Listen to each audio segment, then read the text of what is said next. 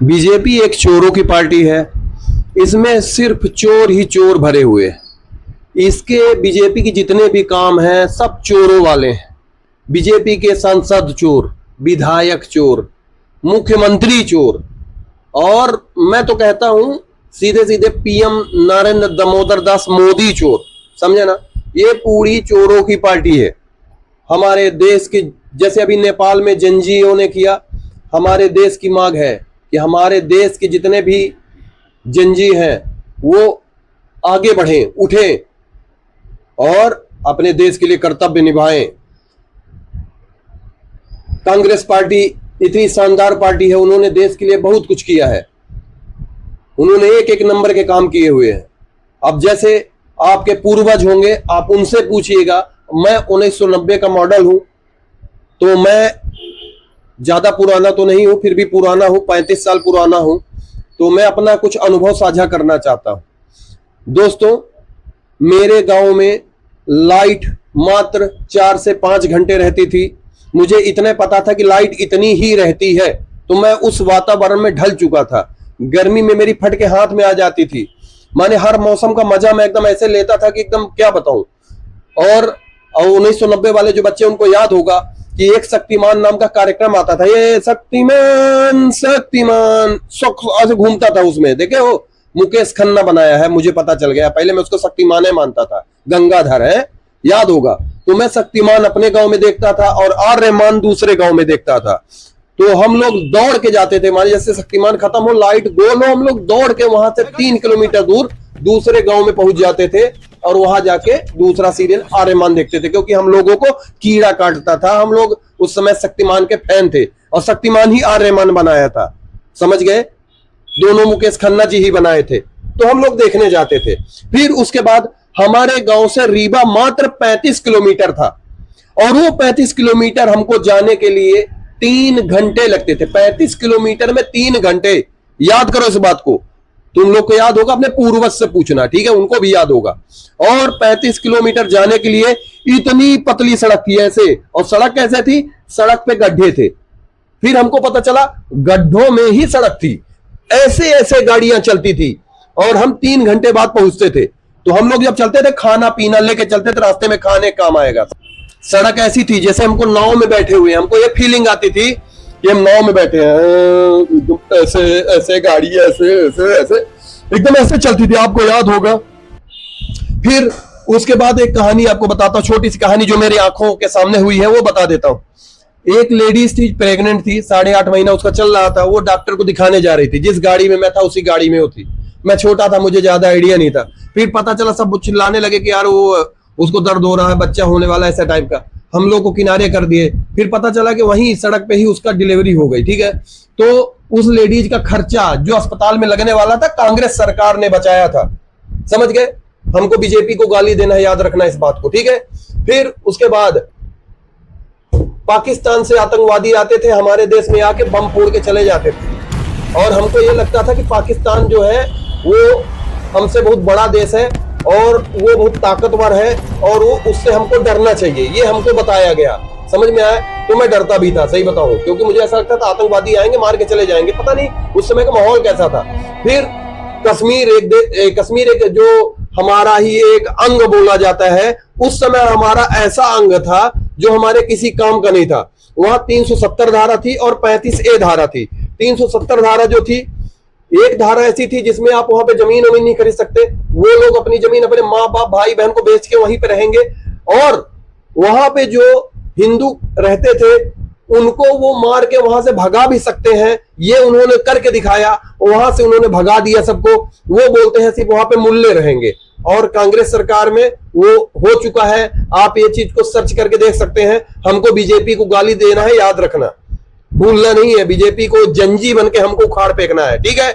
उसके बाद कांग्रेस जो वहां पे कश्मीर में एक वो था, पत्थर मारने वाला प्रोग्राम चलता था हर शुक्रवार के दिन। वहां पे लोग जाते थे, नमाज पढ़ते थे, उसके बाद उनको पता नहीं कौन सा चुन्ना काटता था उनके पिछवाड़े पे। वो पत्थर लेके हमारे सैनिकों को भगाना शुरू करते थे, पत्थर मारना शुरू कर देते थे। लेकिन कांग्रेस सरकार ने हमारे बोल रखा था ना, वो बेचारे मासूम है, गलती से हमको पत्थर मार देते, तुमको मारते हैं, बुरा ना मानो। पत्थर तुम्हारे सर पे लगे, यहाँ लगे, कहीं लगे, तुम बुरा नहीं मानना। और बोलता था उनके ऊपर गोली भी नहीं चलाना है, गोली सिर्फ तुम्हारे लिए 100 पीस के लिए दिया गया, इतनी बड़ी बड़ी बंदूक, उनको तुम्हें बचा के रखना है, गोलियों को लाके जमा भी करना है। उनसे एक एक गोली का हिसाब मांगती थी कांग्रेस, जिससे भी नुकसान न हो देश का, वो देश का भला चाहती थी। और उस समय पे हमारे प्रधानमंत्री थे, जिनको हम लोग टीवी पे देखते थे, तो हमको लगता था कि प्रधानमंत्री हमारे ये कौन से कैसे प्रधानमंत्री, उनको देख के थोड़ा कमजोरी कमजोरी महसूस होती थी। वो एकदम ऐसे बोलते थे, मेरे भाइयों ये देश ऐसा है, हमको यहाँ पे ऐसा करना चाहिए, और ऐसे। तभी पीछे से आवाज आती थी, ये नहीं बोलना था तो ऐसे, जी मेम साहब, फिर वो ऐसे बोलते थे, वो हमने गलती से बोल दिया था, क्षमा करिएगा, ऐसा नहीं ऐसा बोलना था। फिर पीछे से आवाज आती थी, ऐसा नहीं ऐसा करना था। तो फिर वो हर बात में इधर उधर पलटते थे, क्योंकि वो रिमोट द्वारा चलाए जाने वाले प्रधानमंत्री थे।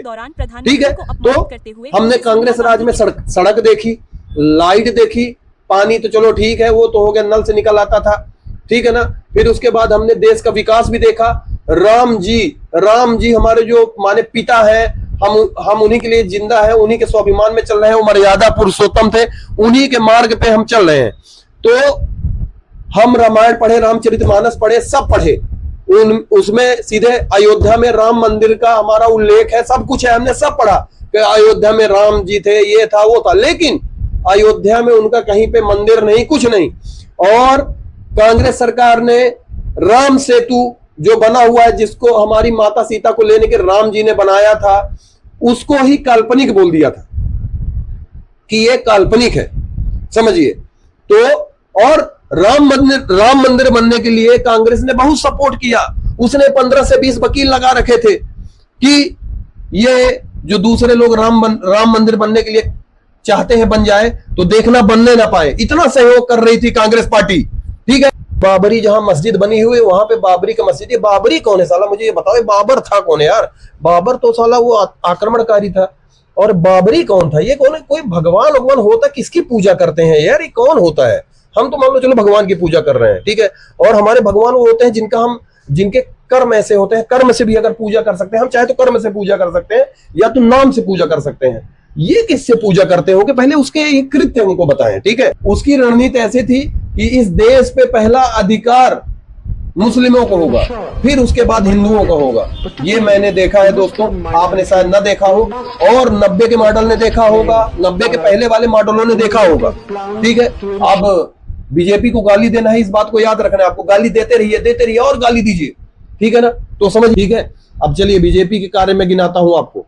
बीजेपी जब आई, हमारी सड़कें टनाटन हो गई, हमको लाइट 24 घंटे मिलने लगी, हमारे राम जी का मंदिर बन चुका है, राम राज्य की स्थापना शुरू हो गई है, हमारी लड़कियों को लाडली बहना योजना, लाडली सुकन्या योजना, आयुष्मान कार्ड, तो राम राज्य की स्थापना हो चुकी है, राम जी का मंदिर बन चुका है। अब राम राज्य में लड़कियां खुश, सुरक्षित, वृद्ध खुश, हर देश का सभी जितने भी नागरिक है सब खुश। कैसे? सड़क टनाटन हो चुकी है, सड़कें आप कहीं भी देख लीजिए, सब जगह एक नंबर की बन चुकी हैं। अब मैं नहीं बोल रहा हूं, आप सड़क में चल के देख सकते हैं, लाइट आपको 24 घंटे मिल रही है। ठीक है, उसके बाद लड़कियों की सुरक्षा, लड़कियों को सम्मान, वृद्ध को सुरक्षा, वृद्धों को सम्मान, खेती किसानी का बीमा, खेती फसल खरीदने का योजनाएं, और हर वृद्ध इंसान के खाते में पेंशन की राशि, खेती के नाम पे पैसा, और लाडली बहनों को पैसा, आयुष्मान कार्ड, बीमारी में आपको पैसा।